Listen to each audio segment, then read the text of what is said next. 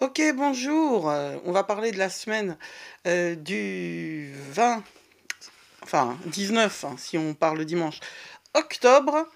Une semaine très importante. C'est le guide du ciel, l'hebdo astrologique du podcast Le ciel, c'est d'astrologie et compagnie.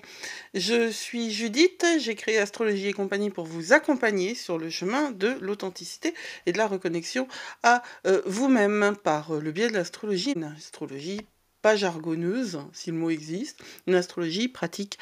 Mais alors, pratique, ça veut pas dire débile. Ça veut surtout pas dire polarisé. Voilà, mon objectif à moi, c'est de vous faire entendre que les choses sont paradoxales par essence et que c'est comme ça qu'on va réussir à trouver l'épanouissement. C'est en acceptant le paradoxe, en acceptant la contradiction, en acceptant la friction et en acceptant aussi que ce que nous voyons à l'extérieur est projeté par notre intérieur. Alors, si on change l'intérieur, on change l'extérieur. Il n'y a pas à tortiller plus que ça. Qu'est-ce qui se passe cette semaine? Il se passe énormément de choses, hein. C'est une semaine d'intensité, de transition. On passe du besoin d'équilibre à la quête de la vérité. Parce que dans cette semaine du 19 octobre, eh bien, le soleil passe de la balance au scorpion. Et ce passage du soleil de la balance au scorpion est initié par une nouvelle lune en balance. Ce qui est vraiment très inhabituel. Je reviens là-dessus assez régulièrement, mais ce placement des nouvelles lunes sur les degrés, sur les derniers degrés du signe, c'est quelque chose de vraiment très transformateur et très inhabituel, très différent et très paradoxal, en fait. Parce que les nouvelles lunes, on les entend, on les comprend comme des débuts. C'est tout à fait ça, c'est le début. Mais c'est le début de quoi? Quand on travaille avec les nouvelles lunes en astrologie et qu'on associe ça à des pratiques énergétiques, on aimerait bien que les nouvelles lunes se passent en début de cycle, en fait, parce que ça permettrait aux choses d'être moins dans la friction. Or, moi, je crois réellement que de la friction naît la création et naît l'imaginaire, en fait, naît la possibilité de changer les choses. Et si on est bien à une période spéciale de l'humanité, c'est qu'on est capable de changer les choses. C'est pas la première fois qu'il y a des révolutions, c'est pas la première fois que tout se casse la gueule, clairement pas. Par contre, c'est la première fois, et ça réellement ça ne s'est jamais produit, qu'il y a cette espèce de diffusion aussi rapide et aussi globale des informations et soi-disant des connexions. C'est la première fois qu'on est autant connecté et autant seul. Et je pense que c'est justement parce qu'on vit dans un temps d'intense paradoxe que l'astrologie, qui elle-même se présente comme paradoxale en ce moment par certains aspects, mais très homogène par d'autres, peut nous aider en fait à faire sens. L'objectif de mon astrologie, c'est celle de vous aider à faire sens de ce qui se passe, à trouver sens dans l'acception de la direction, mais sens aussi dans l'acception de la signification. On a vraiment une semaine d'intensité et de transition qui s'offre à nous, et on va la regarder en détail ensemble. Je suis Judith, et j'ai créé Astrologie et compagnie justement pour ça, pour vous aider à retrouver votre authenticité dans ce monde qui a absolument besoin de vous, qui a absolument besoin de tous les humains en conscience, de tous les humains en possession de leur pouvoir intérieur, de tous les humains capables de prendre des décisions qui sont alignées avec leur mission d'âme. Et on en arrive justement à ce gros mot, l'âme, cette grande cette grande présence, en fait, qui est de plus en plus, pour moi, de plus en plus la clé de toutes nos réalisations à venir. Ce que nous faisons maintenant, c'est prendre conscience de l'importance de notre âme. Et quand je dis nous, c'est vraiment sur un plan collectif et individuel. C'est maintenant que nous avons la possibilité de réaliser à quel point 80% de ce qui se passe à l'extérieur est vain. 80% de ce que vous voyez à la télé ou sur les réseaux est de toute façon faux et orienté parce que il y a les bulles de filtre, il y a les biais de confirmation, il y a les algorithmes, il y a tout ce qui est créé pour vous conduire à rester au même endroit, donc à vous brosser dans le sens du poil, parce que l'objectif est que vous soyez complètement dépendant. De ce qu'on vous donne, de ce avec quoi on nourrit votre esprit et non votre âme. Votre esprit, quand il est en surchauffe, rend votre âme muette. En tout cas, elle parle, votre âme, très certainement aussi. D'ailleurs, très certainement, elle crie d'une certaine manière. Si vous voyez dans votre corps des manifestations, c'est l'âme qui essaye désespérément de se faire entendre, mais l'esprit est là pour lui dire ta gueule, en gros. Hein. Parce qu'on vous nourrit de peur et de mauvais aliments. Alors, cette semaine du 19, puisque je l'ai fait commencer le dimanche, puisque ce podcast il est publié le dimanche, cette semaine, c'est vraiment une semaine d'intensité de transition. Le mental est en feu, les émotions s'amplifient, les relations deviennent des miroirs puissants. L'enjeu, c'est de canaliser cette énergie. On a, comme je le disais, une nouvelle lance en balune. Une nouvelle lune en balance. Qui j'aime bien la nouvelle lance en balune, moi celle-là me fait rire. Ça veut rien dire, mais ça sonne bien, je trouve. Qui se pose sur les derniers degrés, donc de la balance, juste avant que le soleil entre en scorpion. Et cette énergie-là, c'est à la fois l'énergie du début et de la fin. Et je pense que c'est cette contradiction-là qui, quelque part, rend la situation très homogène, puisque Pluton a cessé de rétrograder la semaine dernière. Et qu'on est donc en train de repasser sur des degrés par lesquels on est déjà passé. On a les moyens alors de trouver les solutions aux problèmes qui se sont posés à nous et de les appliquer. C'est très bien d'avoir des révélations intérieures, c'est très bien de travailler sa spiritualité. Encore faut-il que ce soit suivi d'effets et d'actions, parce qu'il n'y a rien dans la 3D qui change si on remonte pas ses petites manches et qu'on met pas ses petites mains dans le cambouis. Sauf que voilà. Comment ça s'appelle? Est-ce que ça s'appelle du cambouis? Non, ça s'appelle vivre. Et tout change quand on change d'appellation. Et comme Mercure Mercure est conjoint à Mars lundi et mardi en Scorpion, et qu'on est au moment d'une nouvelle lune au dernier degré de la balance, la manière dont on étiquette ce que l'on fait est très importante. Parce que Mars a tendance à étiqueter les choses avec colère, enfin en tout cas un dynamisme qui peut être très agressif, et le Scorpion a tendance à aller très loin, un peu trop loin, surtout que Pluton, la planète qui le dirige, vient juste de reprendre une marche directe et en fait au début du Verseau, et que c'est encore une atmosphère de tremblement de terre vraiment très importante, et tremblement d'air aussi. Il va falloir faire attention à la manière dont on formule les choses, dont on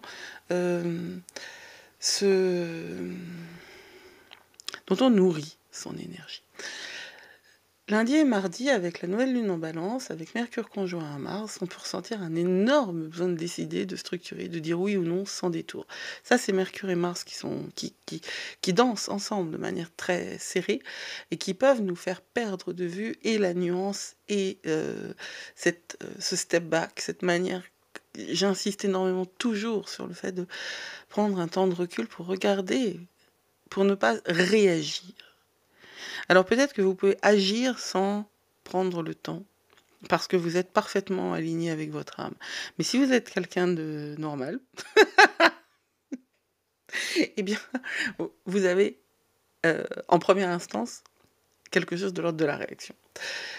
Je pense qu'il y a quand même une possibilité très importante mardi, puisque la nouvelle lune est en balance, de poser des intentions, de lancer un projet, de mettre des mots sur ce qu'on veut vraiment.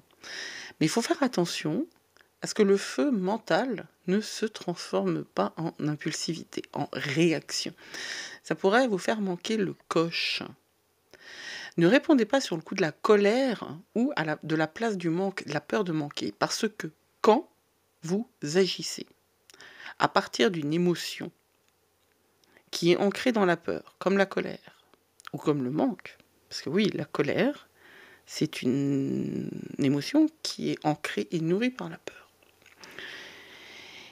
Eh bien, vous recevez là d'où vous êtes. En fait, vous ne recevez pas ce que vous demandez, vous recevez là d'où vous êtes. Puisqu'il n'y a pas de mots dans l'univers. Il n'y a qu'un certain type de fréquence. Et la fréquence de la colère, la fréquence de la peur de manquer, c'est la fréquence du manque. C'est la fréquence de la peur.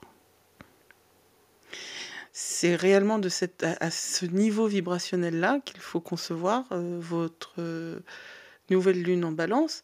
Et si vous arrivez à, puisque vous entendez ça dimanche et que vous pouvez faire vous pouvez poser cette nouvelle lune mardi. C'est mardi dans la nuit.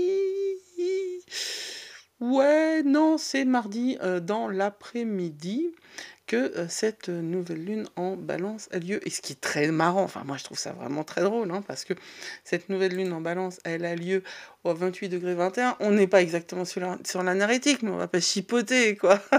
On est à 40 secondes de l'anarétique. L'anarétique, c'est le 29e degré, c'est le dernier degré de la balance. Mais ce qui est très drôle, c'est qu'on est juste avant. Mais juste avant un vide de course. Ça veut dire quoi? Ça veut dire que non seulement on est au dernier degré, parce que la nouvelle lune, c'est quand le soleil et la lune sont au même endroit.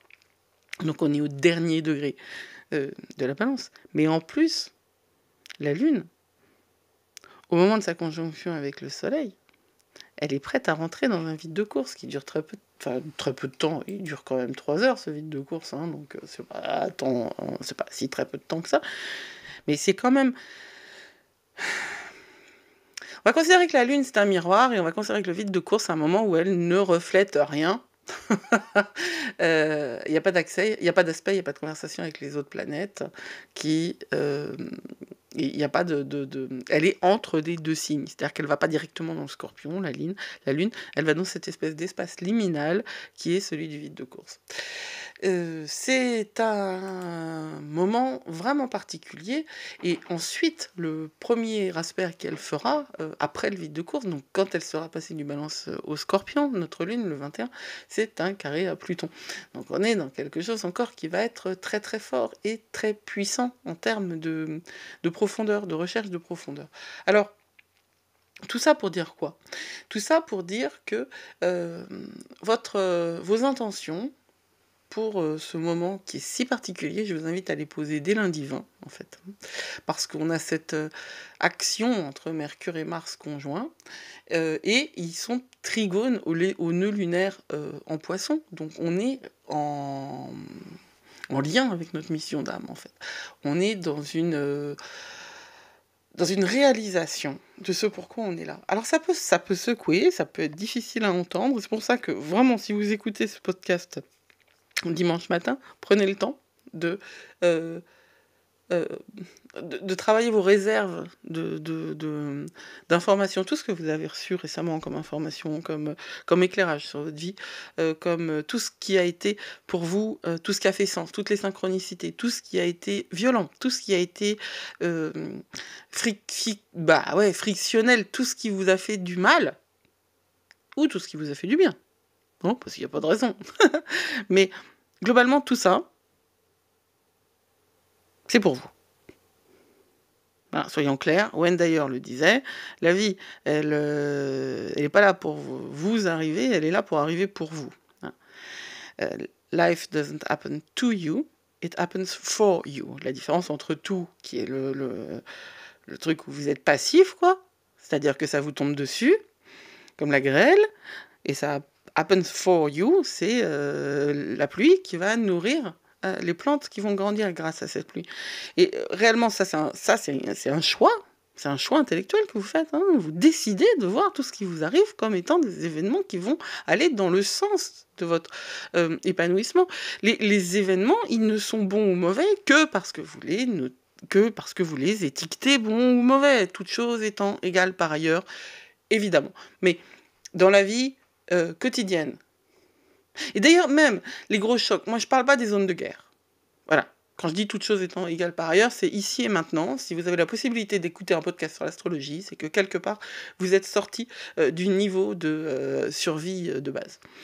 On n'est plus en mode survie quand on entend ça. On est dans un autre type de relation à la vie où on attend plus.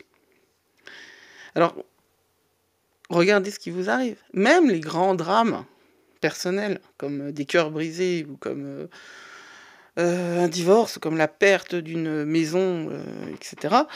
Ou même un problème de santé.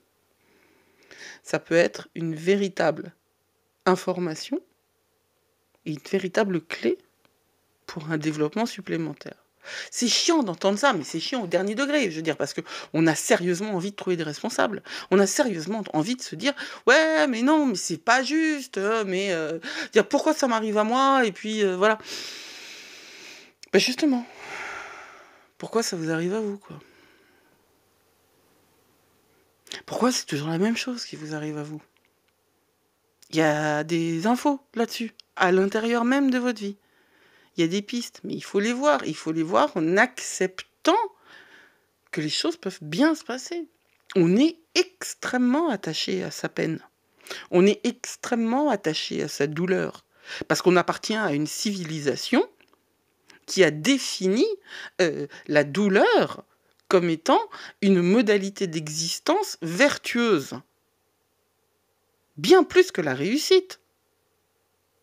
Alors, je ne vais pas parler derrière ça, je ne vais pas expliquer maintenant pourquoi, quel était l'agenda de ceux qui ont créé ce système. Mais ce n'est pas un système naturel. C'est une structure culturelle, clairement. Enfin, je veux dire, ça c'est...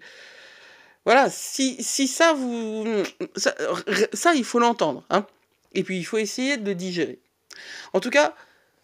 Refaites le point dimanche et lundi. Faites le point sur tout ce que vous avez compris et intégré de ce registre-là et posez des intentions lundi soir dans cette idée que vous n'êtes pas en train de réagir à quelque chose, vous êtes en train de construire la vision de ce que vous voulez vraiment vivre et expérimenter au fil du temps.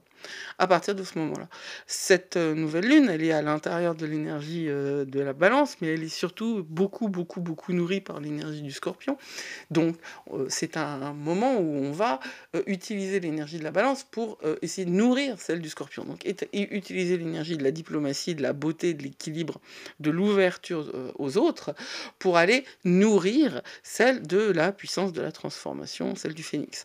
Le scorpion étant pour moi le full water alchimiste, c'est l'énergie de l'alchimie excessivement puissante de ce qui en nous, justement, fait peine, fait douleur, le transformer en le véritable catalyste, en fait, de la réussite à venir. Et ça se passe lundi et mardi. C'est...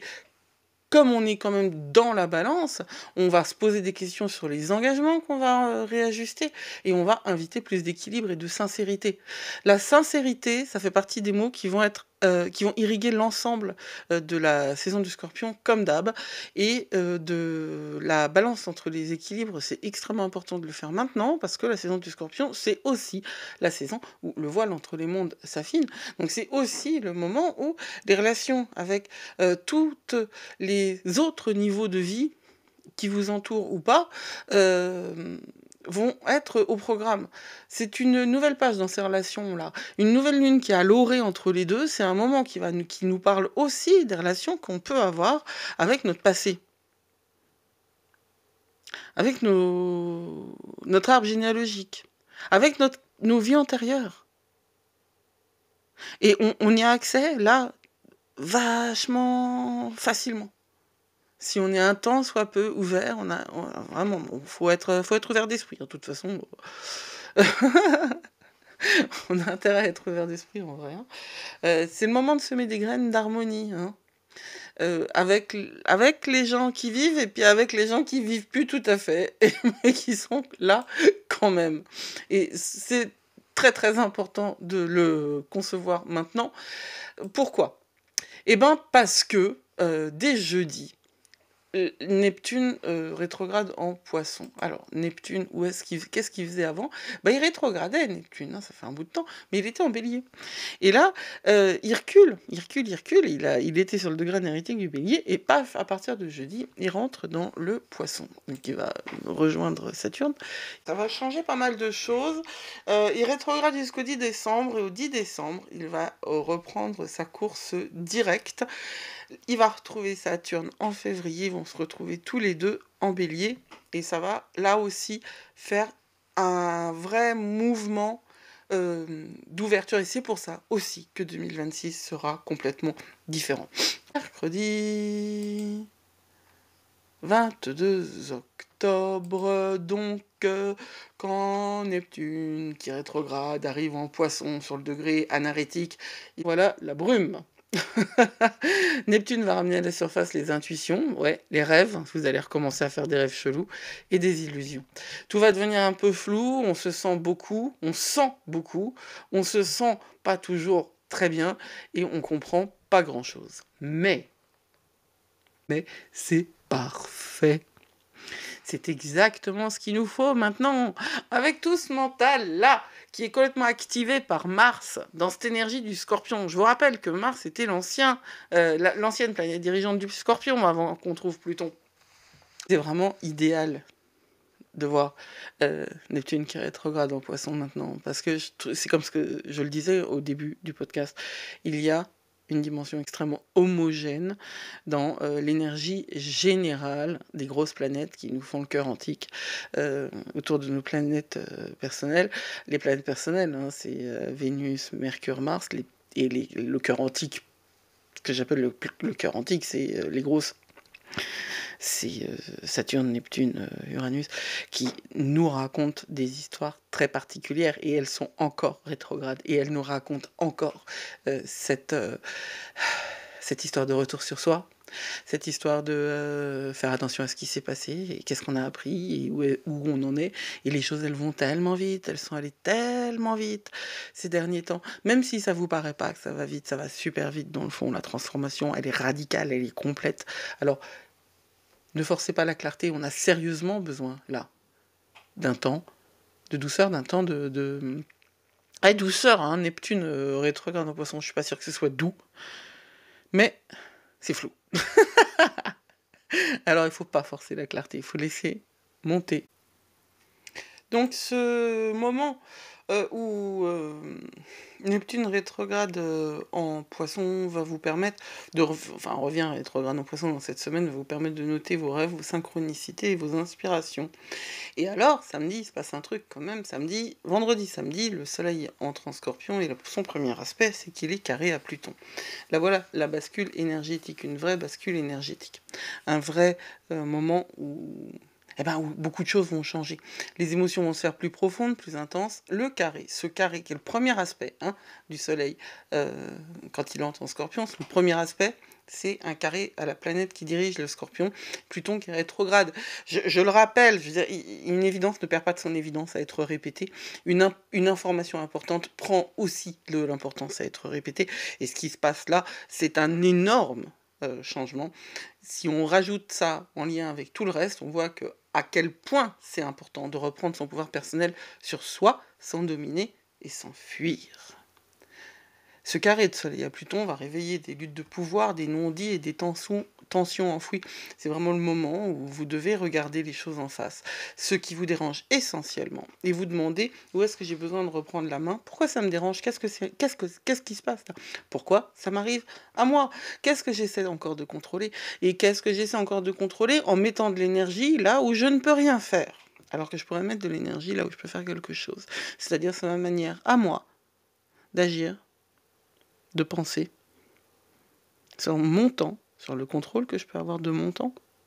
Voilà, c'est là que vous devez faire des choses. C'est pas vous mettre en colère contre les autres, ou les autres... ça peut être aussi trivial que le conducteur qui vous emmerde sur la route, que essentiel comme ce qui se passe dans le monde. Les frictions qui vous arrivent en ce moment, entendez bien ça, elles ne sont pas là pour vous tester, elles sont là pour vous libérer. Vous ne pouvez pas vous libérer de chaînes que vous ne savez pas porter. Alors, Ça se finit quand même super bien cette semaine parce que dimanche, Mercure est trigone à Jupiter. En eau, hein, Mercure est en Scorpion, Jupiter est en Cancer. C'est dans le domaine des émotions, dans le registre des émotions, qu'on va avoir un grand souffle d'air frais. Après l'intensité, l'ouverture, une ouverture émotionnelle, une ouverture qui va nous apporter de la clarté, pas obligatoirement, mais de l'expansion et de l'optimisme relativement lucide. En tout cas, ce qu'on va voir, c'est que les discussions vont s'apaiser. Les émotions autour des discussions vont s'apaiser. Ce qui vous mettait carrément en rage va lâcher un peu la pression dimanche. Vous allez avoir votre esprit qui va s'élargir quelque part. Vos idées vont être un petit peu plus ouvertes à d'autres choses et surtout des solutions vont apparaître. Si vous les laissez faire. Laissez les solutions apparaître. Laissez une chance. S'il vous plaît. Laissez une chance à l'univers de vous aider et arrêtez de chercher les trucs qui fonctionnent pas. Globalement, c'est ça notre réflexe. Hein. Notre cerveau, il est là pour nous protéger. Il est là pour nous protéger. Hein. Donc, il va nous pousser à voir les éléments qui ne fonctionnent pas parce que ça peut être des dangers. Et c'est formidable qu'il nous protège. Mais nous vivons dans des temps complètement différents et maintenant, nous pouvons faire cet exercice qui va être... Bon, d'accord, merci, je vois l'info, je vois le problème, mais je sais maintenant que pour le résoudre, ce problème, ben, je vais pas me focaliser sur le problème, je vais me focaliser sur la solution. Parce que tant que je resterai kéblo sur le problème, il restera là aussi. C'est un grand moment dimanche pour écrire, ou planifier, par exemple, ce que vous avez posé comme intention lundi, ou tout simplement respirer. Vous pouvez aussi rien faire, mais pas devant la télé, genre aller respirer, quoi, dehors. Vous pouvez enfin voir plus grand, sans perdre votre sens. Voir plus grand, sans perdre votre centre. Et ça me paraît très important. Alors, en un mot, cette semaine, c'est un passage initiatique entre la tension mentale, les remous émotionnels et les révélations intérieures. Le vrai travail, c'est le travail du discernement. Ça fait un certain temps que je n'ai pas prononcé ce mot-là. Pourtant, il me paraît vraiment fondamental. De toute façon, c'était l'année. Hein. L'année de la graine, c'est aussi l'année du discernement obligatoirement. C'est le moment d'accueillir vos intuitions sans vous y perdre. C'est le moment de poser des actes sans précipitation. C'est le moment de cultiver la paix intérieure au milieu du tumulte. C'est une semaine où si vous gardez votre centre, vous allez transformer cette intensité en tremplin. C'est un moment très important pour orienter vos engagements, clarifier vos désirs et honorer vos vérités profondes. La magie, cette semaine, elle va naître de votre capacité à unir les contraires, à vous réconcilier avec la notion de contradiction et de paradoxe, non pas comme un élément de prise de tête que vous pouvez réfléchir entre vos amis, avec vos amis au moment de l'apéro ou tout seul avec votre journaling. Non, la complexité, c'est aussi ce qui va nous permettre d'agir jour après jour, n'est-ce pas ? C'est pas vous acceptez la notion de complexité intellectuellement, mais quand il s'agit d'agir, vous cherchez les solutions de facilité. Non, c'est pas comme ça que ça va marcher. Et c'est pas comme ça que ça marche. Il faut vivre avec cette complexité, il faut accepter qu'une chose puisse être ça et son contraire. Et Uranus est en Gémeaux, donc c'est vraiment sur cette possibilité de voir les choses de plusieurs points de vue qu'on va pouvoir s'appuyer pour réussir à en sortir de cette période, à en sortir grandi, à en sortir transformé, à en sortir complètement aligné avec son pouvoir intérieur. Parce que c'est ça, c'est votre capacité à unir les contraires, la douceur et la puissance, la lucidité et la foi, c'est ça. C'est ça qu'on vous demande maintenant. Et c'est ça surtout qu'on vous permet. Alors, tenez-moi au courant de vos avancées, de vos questions. Rejoignez Fluid Focus aussi, parce que c'est maintenant. Hein. C'est le dernier jour pour profiter de ce prix phénoménal. C'est 57 € par mois pendant 4 mois. Franchement, c'est rien du tout, 57 €. Hein. Si vous regardez un petit peu dans quoi vous les mettez, les 57 € que vous mettez dans des trucs qui sont superflus, vous pourriez les mettre dans cet accompagnement qui peut changer votre vie.